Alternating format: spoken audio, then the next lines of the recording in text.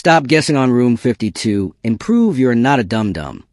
This is exactly how you beat it, without failing once. Most other tutorials are confusing or just plain wrong, because they tell you to follow the arrows pointing toward a winner sign, which is a total fake-out design to trigger a massive floor drop.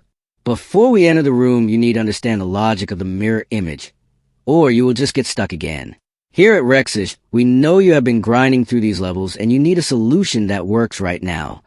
So we're going to do this hand in hand and step by step, so you cannot fail. This puzzle is designed to trick your brain with a wall of spinning fans, but the secret trick that other creators missed is that the answer is actually hidden in the transparency of the back left corner wall. You need to ignore the colorful switches in the center. Walk directly into the dark shadow behind the second pillar, and stay zoomed in on your character's feet to walk along the invisible ledge.